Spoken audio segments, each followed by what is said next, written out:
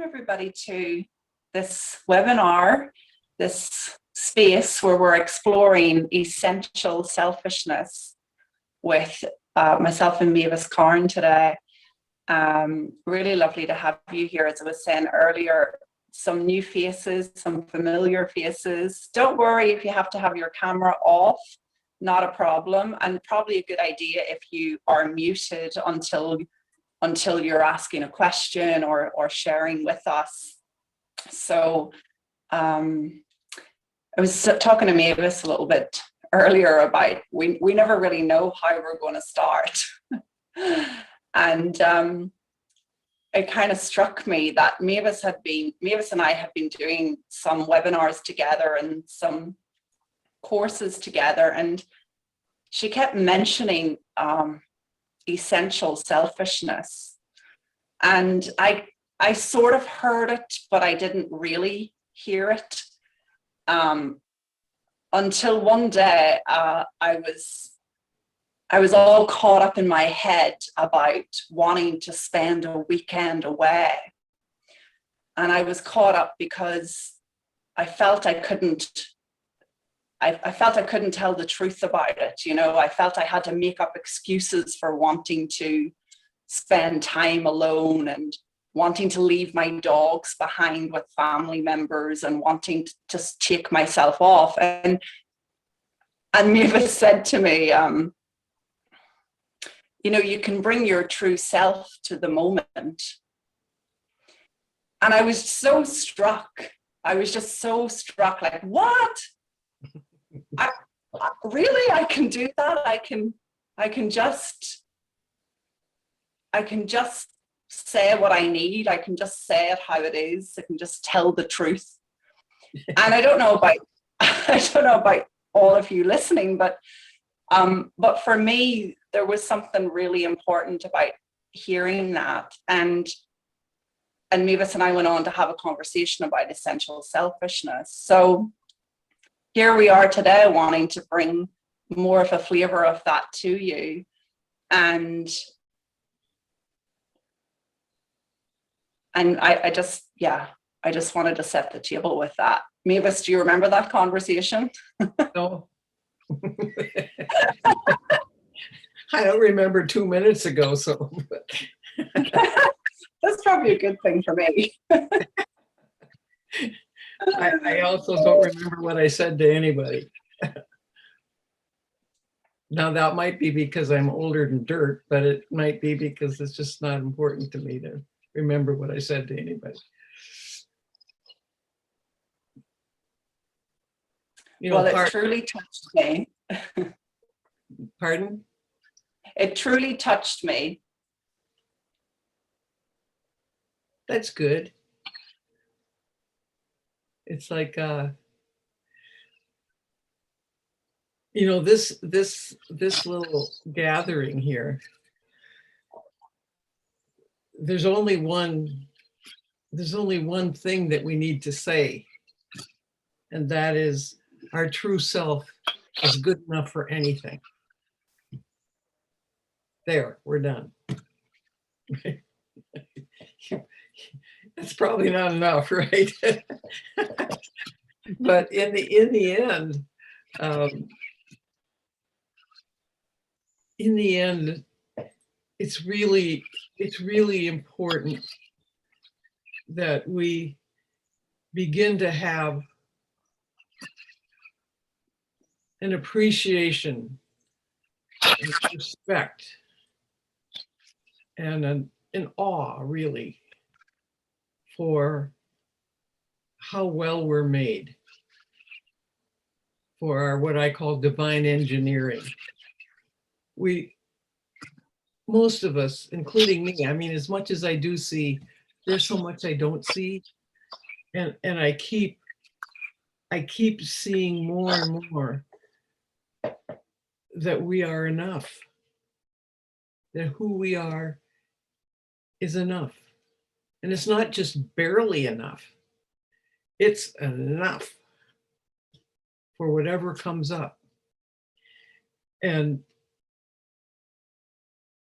I didn't at first I saw that and I knew that was the truth, but that doesn't mean that I really understood it at a deep level and lived from that. I have over the years developed a real trust in how we're made. It's like Grace mentioned that we never know what we're going to do when we start. We know we have a feeling about what we want to do. We want to be of service in whatever way we can, but we don't know what form that's going to take. And I used to think I had to know that. I used to think that I had to have a plan. I had to have a script. I had to remember to say this and this and this and this in this order and that order, and I wasn't very good at that. But I still thought I had to be good at that, so I did as much of it as I could. But the more faith I got that whatever I needed in the moment, no matter whether I was working or whatever else I was, the more I had faith that what I needed would occur to me, would show up. And not necessarily in headline news. More often than not, just on little common sense cat feet. Just this, and then this, and then this, as I just step through my life. That if I just kind of get my personal noise out of the way, I can hear and feel the obvious next step. And that's not because I'm made differently than you are. I am not. I am made of the same God stuff as all life is, that universal intelligence that's the source of everything. We're all made of the same intelligent energy. And that's true whether you think it is or not. It's true whether I say it or not. It's true whether I believe it or not. It's just true. So tough. You're made of the same God stuff as everything else. And you can think that you got less of the God stuff than something else, but you didn't. You did not. So if I could just stop babbling for a minute here, I would a few of you just let us know what made you decide to show up today? If you want to come on, I see a couple of hands up actually. Oh, okay. So Michaela and Yale, I think it is. Would you like to just unmute yourselves and share with us? Michaela first. Sure. Michaela, hi, nice to be here. I was quite drawn when I saw the name of this talk. Because one of the things, all the intellectual understanding of where not just my experience is coming from, but also everyone else's. And then I'm pulling this to how I see things, what I've kind of discovered around my kids. That of course I want I have 2 teens, and of course I want them to be happy and all they can be, and open life up for them. But what I've noticed is that the good that I really want for them, it's kind of hard to say, is for my own personal peace and happiness. I want them to be happy and to be able to spread their wings. My daughter has anxiety, so she She lives really close. Her world is small. And I want all these things. And I realized that, oh, I really do want that for her, but maybe even just more. I want it so I can feel peace, so I can relax, so I can have more freedom. You think there's something wrong with that? Pardon me? You think there's something wrong with wanting that for yourself? Well, I don't think that there's anything wrong with that. It was just like a big, oh my gosh. Okay, I love them. I want that for them, but I think I want it more for myself than for them. So do you think there's something wrong with that? Well, yes, actually, I guess I do. Oh. I guess I do. I feel guilty about that. And I'm pushing them to, see a coach, see someone who's, who can help them open things up for them, how some things have opened up in my life. Obviously not quite so much in around this. And so, yeah, I kind of, essential selfishness. I think it's okay, but not at the expense, but not at the putting it on someone else. If you just go and see this coach and she's going to open up your world, and then you'll be so much, your world's going to open up. So I'm all this goodness is kind of, I think, for the wrong reason. And it's not helping our relationships, right? Because they're like, leave me alone. There's nothing wrong with me. They're right about that. Right. Oh, yeah. Yeah, I they're knew right this about is- that. Yeah. Well, I want to hear from other people too, but could I just tell you a thing or two? Absolutely. I think you don't want enough. It's like some of you have heard this before, but we have all kind of signed some contracts we didn't know we signed. And they sound in your case, it might sound like this. I can't feel good about myself unless my kids are all happy in the way I want them to be happy. Sign here. You really want to sign that? I don't want to sign that. No. You showed that to an attorney, they'd say, what? So, but you didn't know you signed that. So if you rip that contract up, then what's open to you is to feel who you really are. Grateful and kind and wise and full of common sense, no matter what's happening with your kids. You just see they're just like you. They have everything they need. There's nothing wrong with them, just like you. It's not your job to make them perfect people. That was taken care of by the universe. So your job is to put your own state of mind before anything.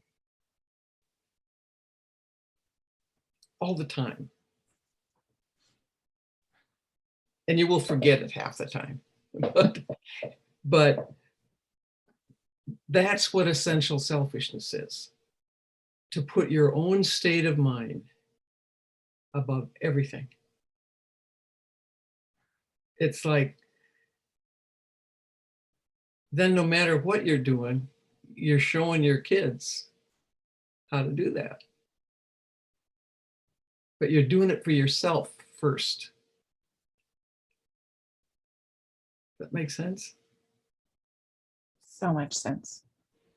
See, you knew that. Otherwise, it wouldn't make sense. Thank you. That's it. And we're just not used to doing that. We're used to putting, like, we got to get this in order and that in order and make our children trouble-free and all of that. And then we can relax and enjoy ourselves. Well, good luck with that. It's just, that's just not going to happen. Yeah. But no matter what's going on around us, essential selfishness is making the choice to put your own state of mind above all else. Take it with you into anything. In my little world, it's more like, okay, I don't know what else is going to happen here, but I'm going to bring the nicest feeling I can to this, whatever it is I'm doing. Laundry, pulling weeds, doing my work. There is nothing I can do that's more powerful than that. Nothing. And there's nothing anybody can do that's more powerful than that. I've been watching, I come from a hockey family. Everybody's got one part of their brain that's just full of hockey. And so I've been watching the playoffs, and I'm always so, I probably watch things that other people don't watch because I've never played hockey. You couldn't pay me to play hockey. But the point is, I see things like players before they go onto the ice will go, right? They're clearing their head. Clearing their head. They're not worried about the score. They're not worried about what anybody else is doing. They're not thinking about anything. They're just in the moment, being themselves and letting their game come through them. Otherwise, you couldn't play hockey. You could not try to keep thinking about things when you're going 100 miles an hour on thin little blades. You couldn't. If you had a busy head, you couldn't play hockey. But that's true about everything. When we have a busy, urgent state of mind, I have to do the right thing, I have to do the right thing, I have to do all of this in order to have the outcome I want. It's exhausting because it's not possible. But you want to stand back and kind of watch yourself making up outcomes that you think you need to have in order to feel the way you want to feel. That's backwards. Does that make sense? Yes. Yes. So those of you who have kind of are familiar a little bit with that, and you must know that it's really clumsy to change your mind about trying to get the right outcome, to see that that's none of your business. It really is none of your business. But if you just take the bite of, how do I want to feel right now?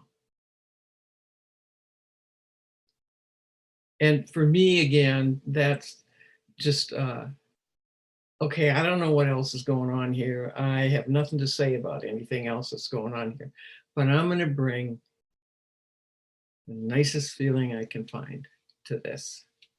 It's like, shh, just, that's what I can do. That's not a small thing. That's the answer.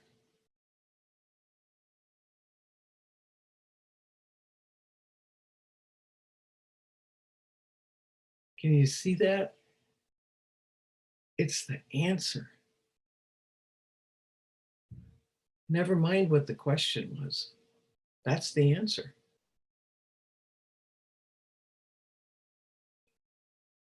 You will be amazed at the intelligence that you have that has nothing to do with what's stored in your brain. You will be amazed at what comes to you when you're not trying to figure things out. You will be astonished at the simple, clear, right under your nose next step that comes to you when you're not worried about making a mistake.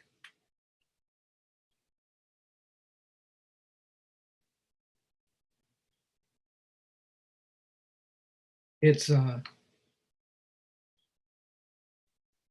whoever designed this knew what they were doing.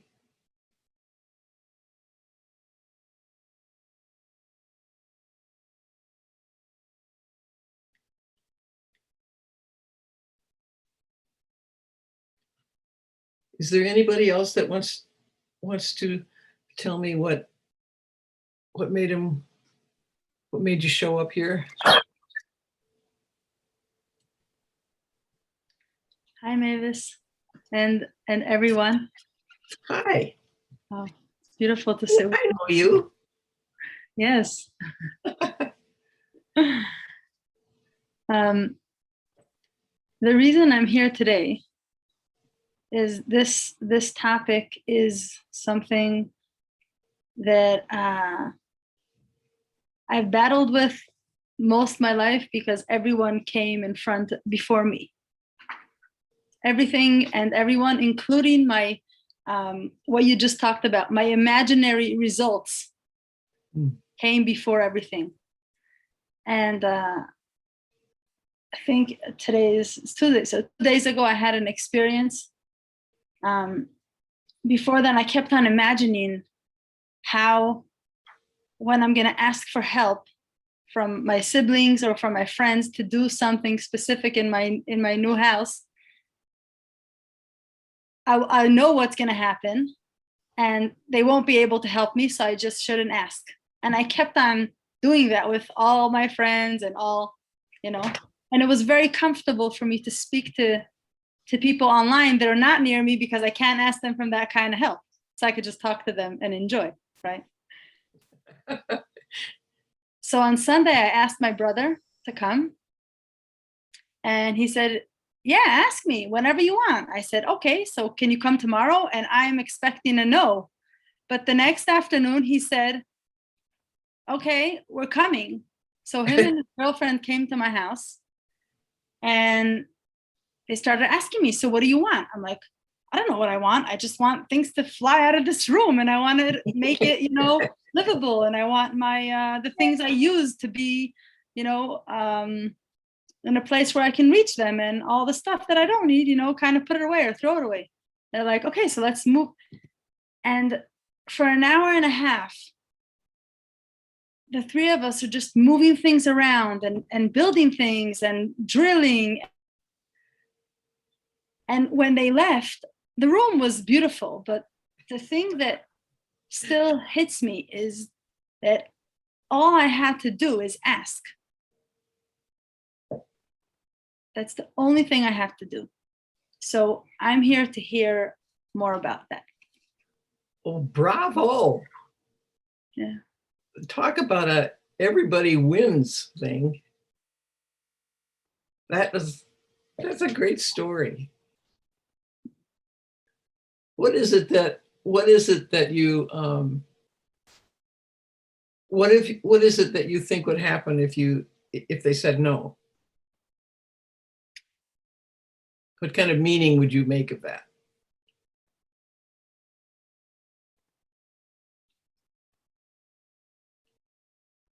I don't know, because I'm not that good at asking. Yeah, but you did it. I did. If they would say no, there wouldn't be much meaning. Maybe I would think that they're busy, or it's just like they can't do it now. But the thing is that I kept on thinking that I have to do everything on my own. Oh. That in life, because I'm able and I'm capable, so I have to do everything on my own. So asking for help would mean you're weak or something.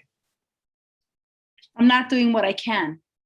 Yeah, I'm Oh. not using my potential. Well, if I thought that was what would happen if I asked for help, I wouldn't ask for help either. Yeah.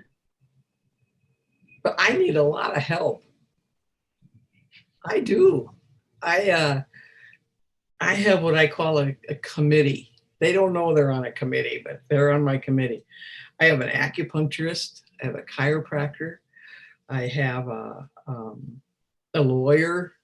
I have a doctor. I have a guy that helps me keep my house from falling down around me.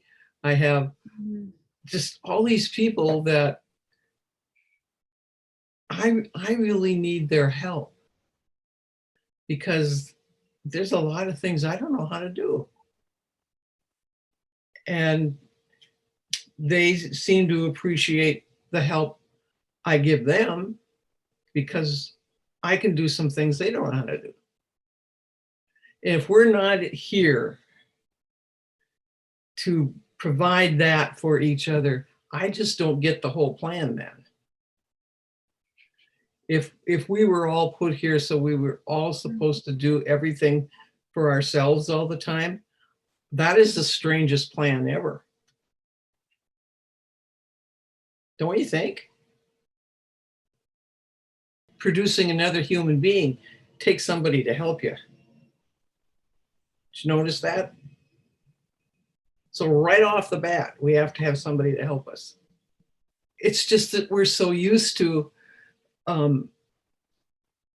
the thinking that we've learned about what it means to be strong and independent and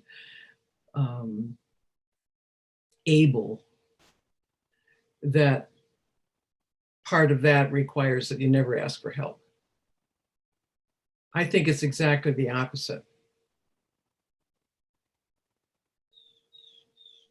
That, because I used to think like you think. I used to. That didn't serve me well at all. Mm. It was hard. And it didn't help anybody.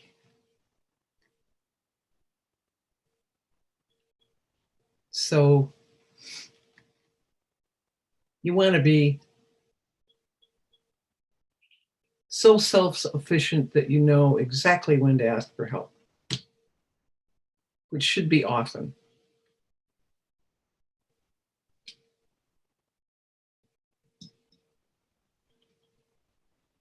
Thank you.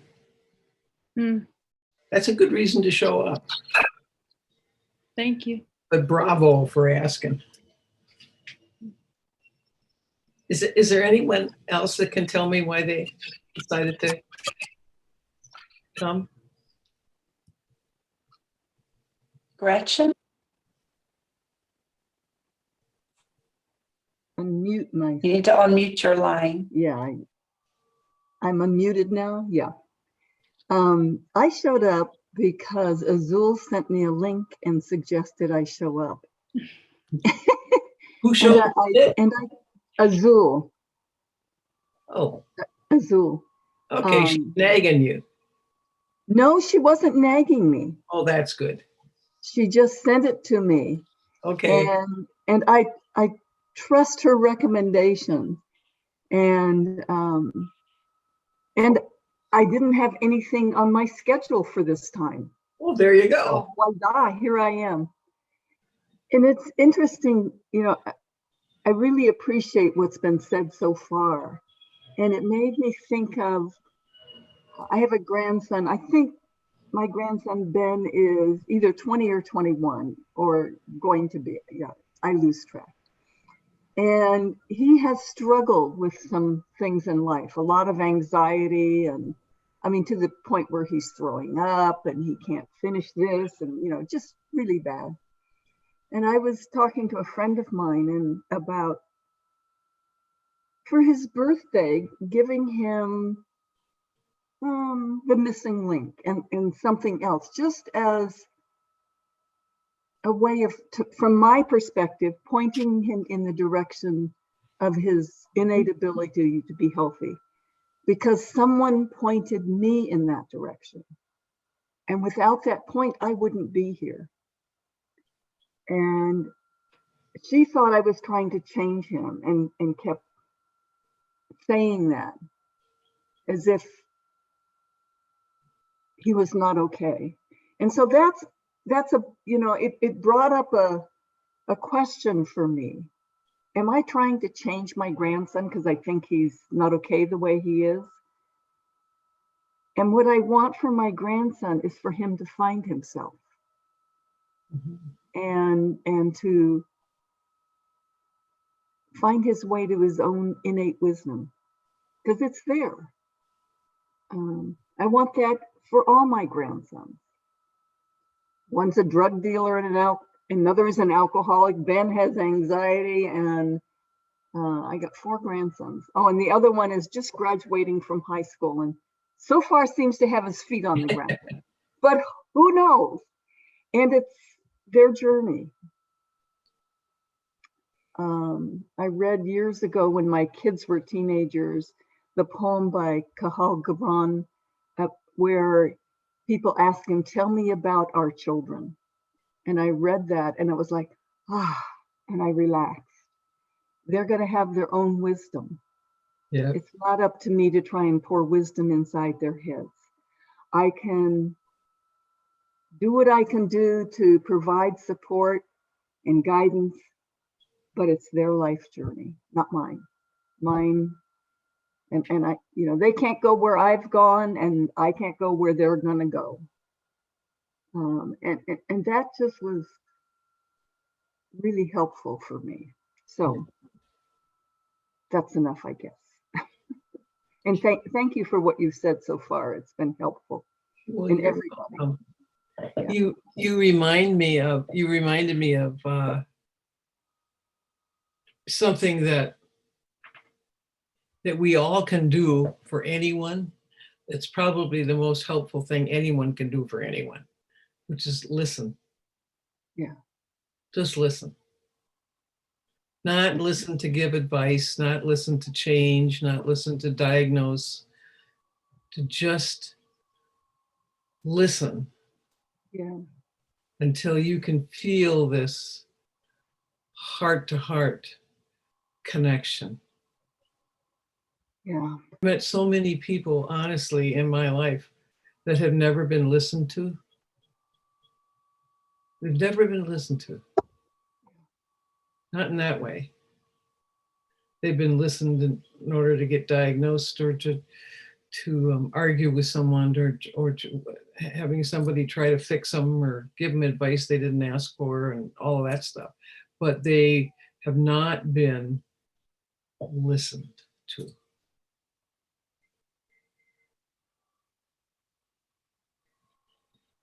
And it actually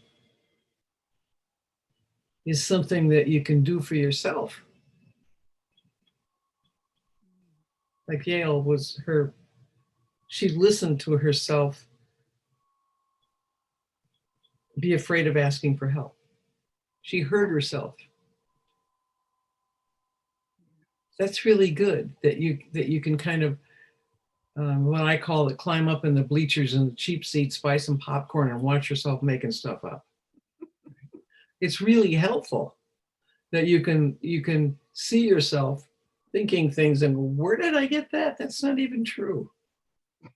Or you can hear yourself being mean to yourself. Yeah. Like I have a habit.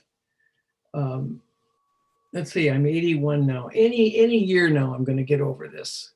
But I have this habit when I'm real tired, and it's maybe at night, I have a habit of recalling all the mistakes I've made in my life.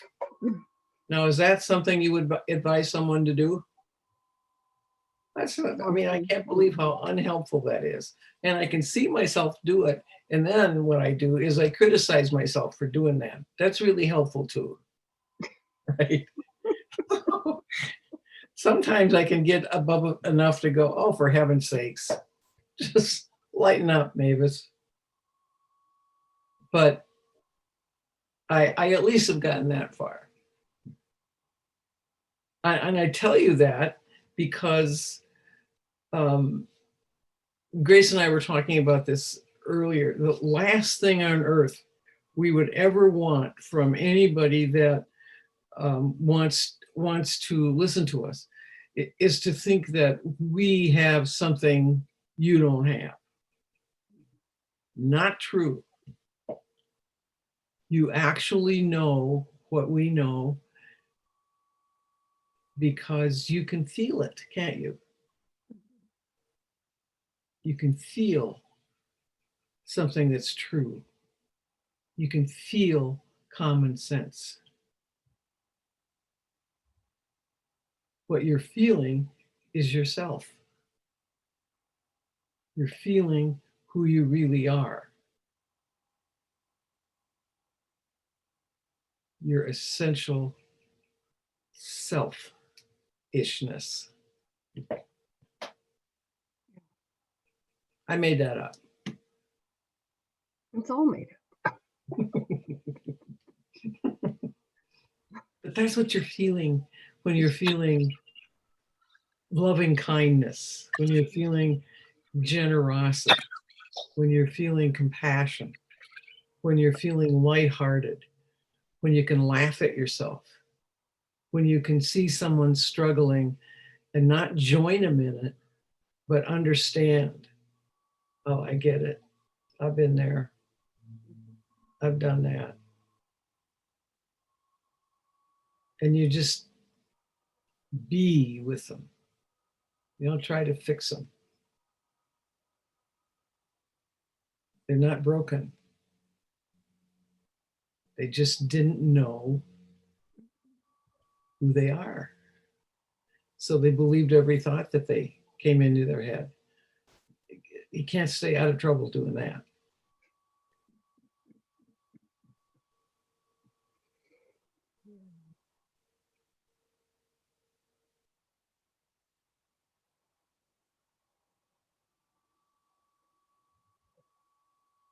Is there anybody else that can fill me in on why they showed up?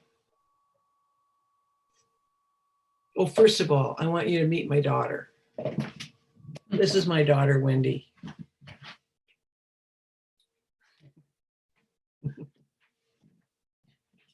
She may be my favorite human being.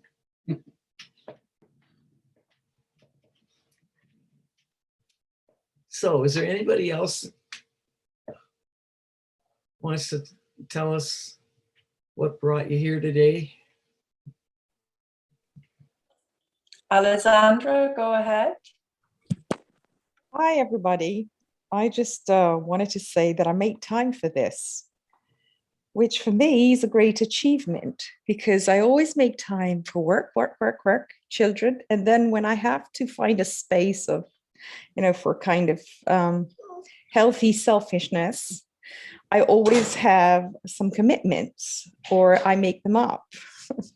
And I almost missed this because I was feeling guilty to make space for myself. And, maybe it's whenever I deep listen, I feel better and I feel deeply connected, which I have the habit for some reason not doing for the most part of my day. But I did make time for this well in advance to make sure that I could spot myself in the act of boycotting myself, which I almost did 5 minutes before this all started. So I just wanted to say that I'm very happy just for being here. And as you can see, I've got my son photobombing me every 3 minutes, which is obviously that part of me that shows up within him, trying to, as you can hear, there's some kind of fight going on, and there's a part of my brain that I can see it just going, you shouldn't have done this. You've got 3 kids, so many things to do, you've got to really concentrate, And I can see that happening, but I am the victim of that for all of my waking time. And I'm starting to see that. And when I saw that happening, when I saw the title of that, and, Grace is is amazing because she keeps constantly in touch. And I said to myself, well, you know, I need to kind of make that time, which is what I'm doing with all the challenges that implies, but I'm very proud of myself. So thank you for being there, and thank you for making that title, because that's very important to me. Good. Bravo.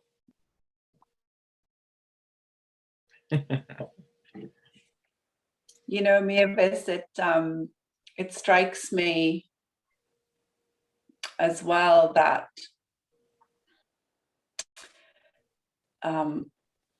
sort of the putting ourselves first, the essential selfishness, the putting ourselves first and making time for ourselves continues to be something that certainly a lot of the women I speak with struggle with. And I wondered if you could speak to a little bit more about, you know, when there is that, when there are kids or there are family that disapprove of choices that you want to make, or there's always someone else involved. I wondered, could you speak a little bit to that? Because I know a number of people who have signed up today responded to the title very well, but also hadn't even considered that there was a healthy level of selfishness. Yeah, even the word sounds awful, doesn't it? Yeah. Yeah, and sometimes we get, what's the word? Well, sometimes it can be easier just to ignore what you know you need because somebody else's opinion or disapproval can be quite strong. So what could you share a bit more? Well, somebody else's thinking or approval is about as strong as you think it is. But somebody else's thinking has nothing to do with you. It's their thinking about you. It's their thought about you. But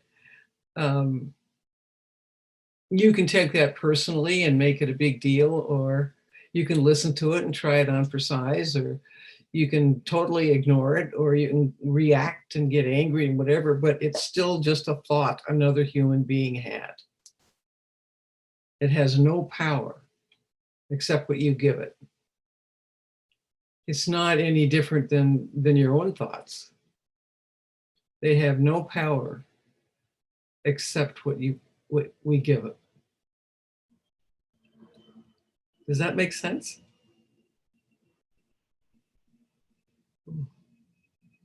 And we just have developed habits of giving attention and power and importance to certain ways of thinking that we didn't know we were doing, that were not in service to us.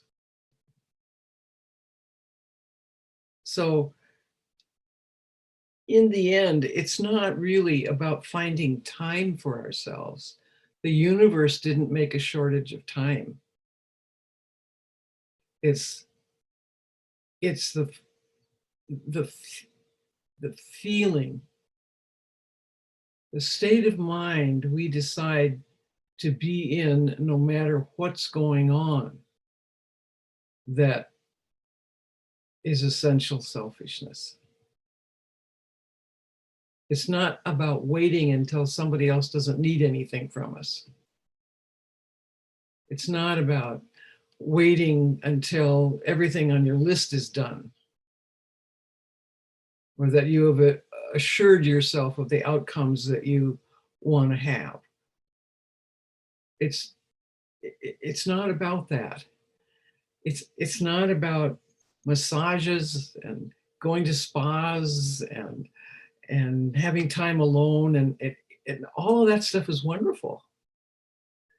It's wonderful. But what comes before that is the spiritual infrastructure And that is, how do you want to feel right now? What would you rather obsess about? What would you rather worry about? What would you rather give fear to than just be in this moment and making room for the next right step?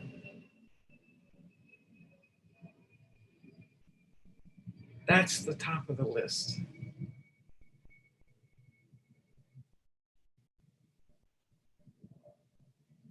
It's all about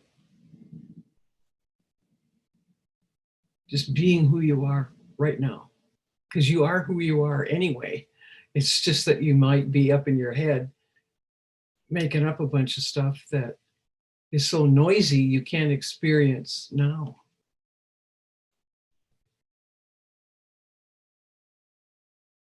I'm not perfect at that. You wouldn't believe how noisy I can get. I got mad at some weeds yesterday. That's really helpful. Poor little weeds. They just landed there. But so what? So I forget sometimes. So what? Doesn't matter. Because I'll remember again and calm down and let go of whatever racket I'm making. I don't have to be perfect at this. Nobody has to be perfect at this, because we're always our perfect self anyway.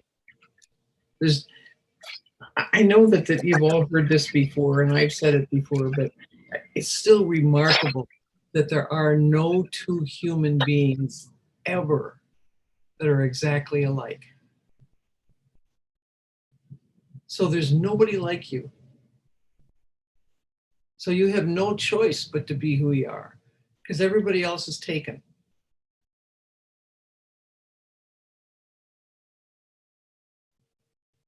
Don't have to be like anyone else.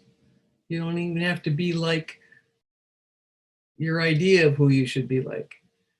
You're way better than that.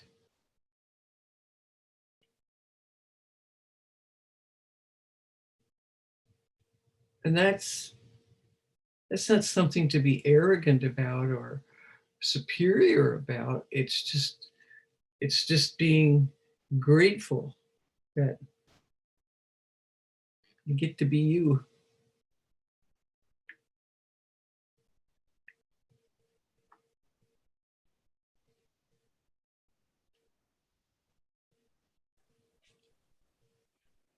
Do we have some questions at this point?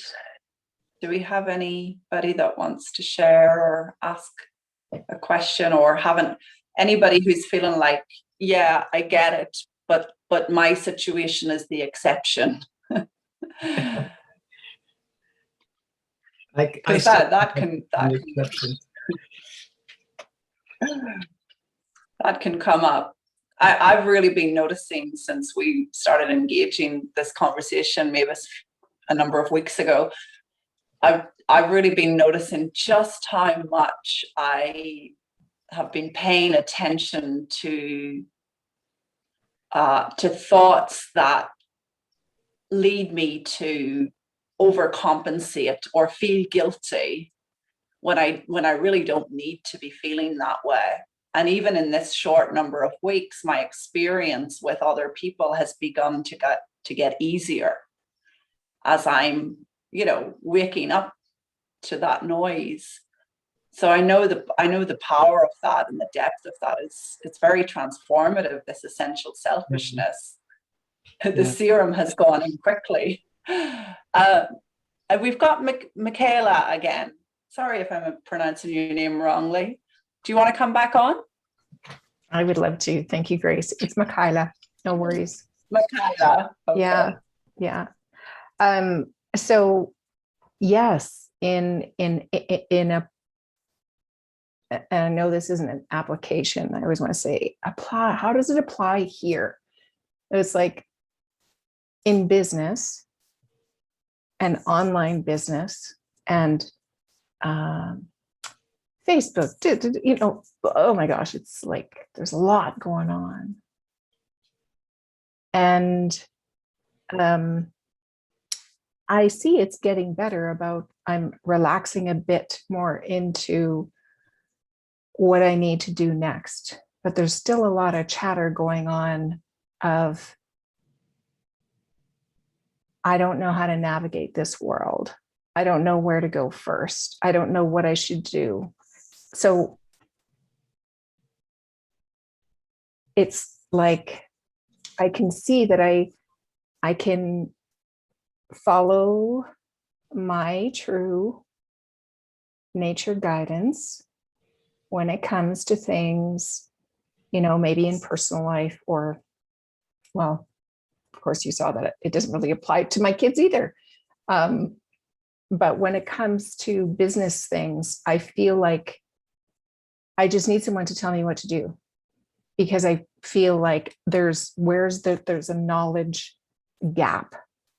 And I've taken so many business courses that I could tell someone all the practical steps that you need to take. So I know all that. That doesn't mean I want to take all of those. It's like, how do you apply it to when you're doing something like business? And I don't know. I'm not sure if I'm getting across. No, I get it. Oh, good. Phew.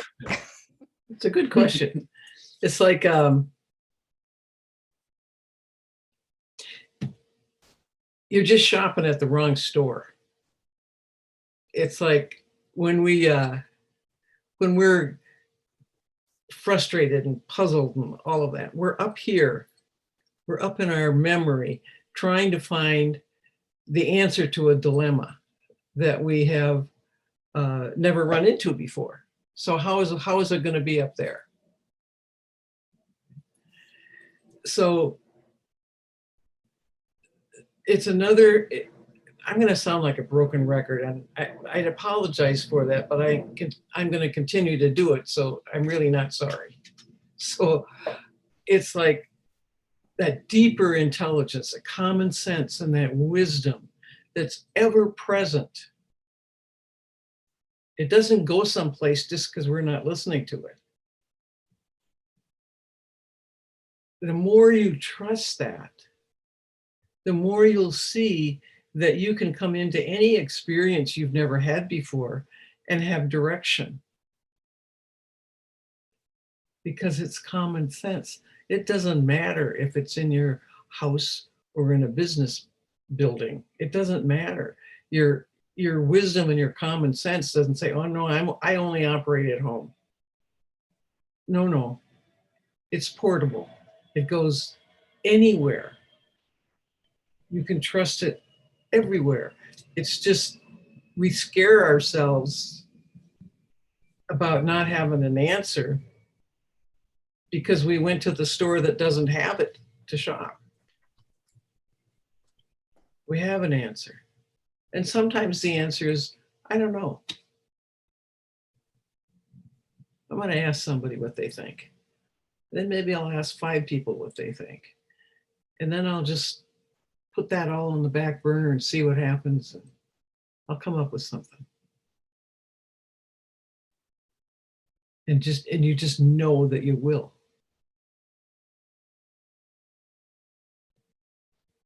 Because you will.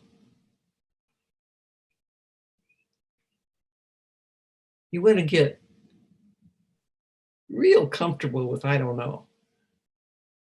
Because you don't anyway. It's like, this is the least I'll ever know. And I don't know a lot. But I know that the less I try to figure things out and the more I know that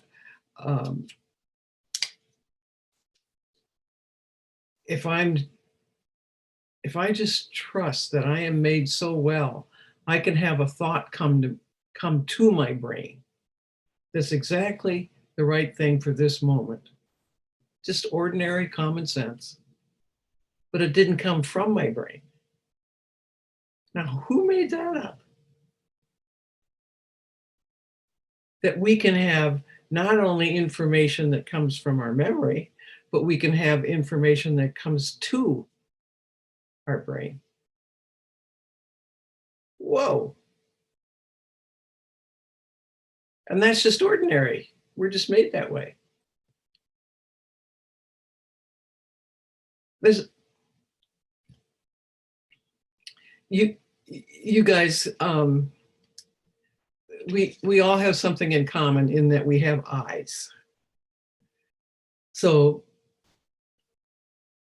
when you look at, say you look at something, look at your hand, right? And then you look at something across the room. Do you know that just with intention, you change the lenses in your eyes? What? Who made that up? That you don't have to stop and turn some buttons or something and then look at something across the room there. Okay, I got it now. No, just with intention. And you're doing that all the time.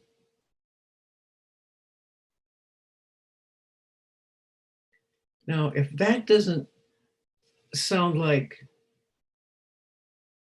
something close to magic, I don't know what does. But it isn't. It's just divine design. It's how well we're made.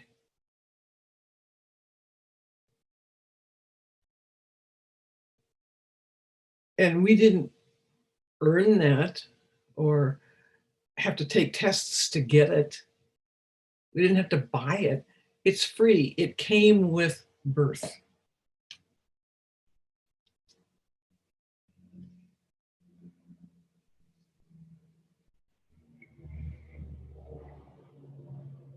You're complete. You're whole.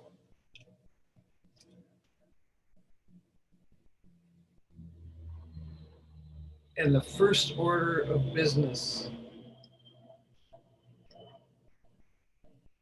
should always be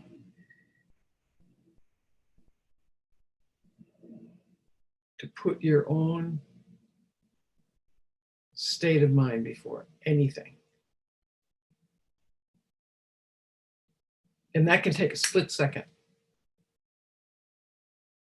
It doesn't have to take planning or thinking about it, or it's just let go of everything that doesn't feel the way you want to feel.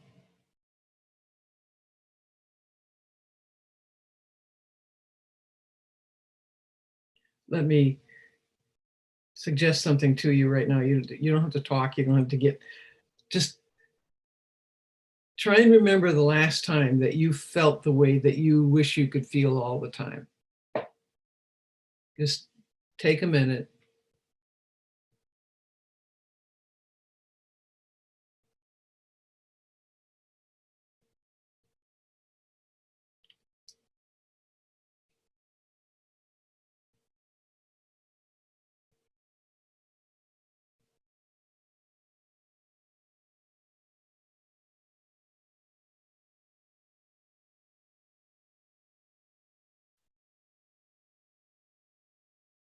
Did something come to you? Just nod.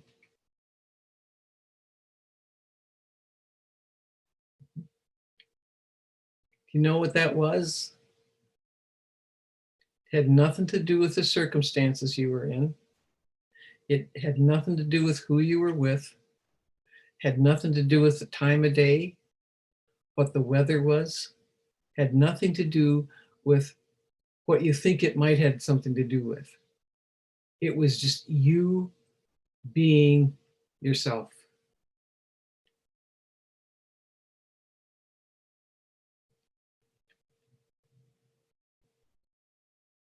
your essential selfishness.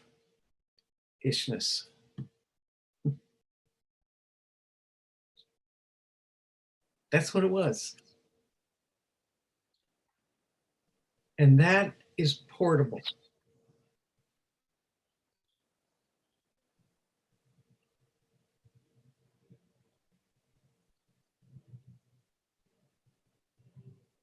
I promise. I'm not telling you something that's just a better idea than other ideas. I'm not telling you some, new psychological theory that's added to the list of the 10,000 other psychological theories. I'm not telling you anything. I'm just telling you what is already. It just is. It's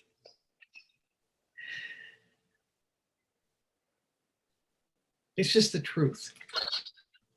And you know it. You just think there are exceptions.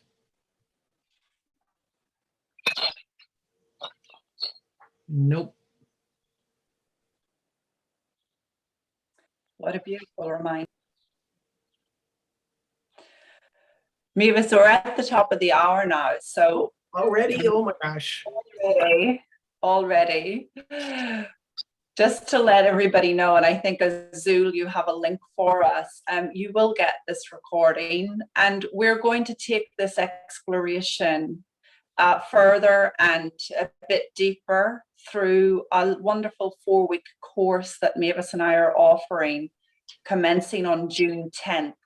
So if you're interested in continuing the conversation with us and looking in this direction of essential selfishness further, Azul has posted a link to you all. You can sign up today. You can take part with us across 4 consecutive weeks. And it'll be our pleasure to be in the space with you and in this conversation again. Thank you so much, everybody, for contributing and showing up and being present. I really encourage you to listen to the replay when you get it. Mavis, delightful as always. Thank you for being here and bringing your presence. Okay. Lots of love, everybody. We'll see you soon, and I'll talk to you in a minute, Mavis. Ciao.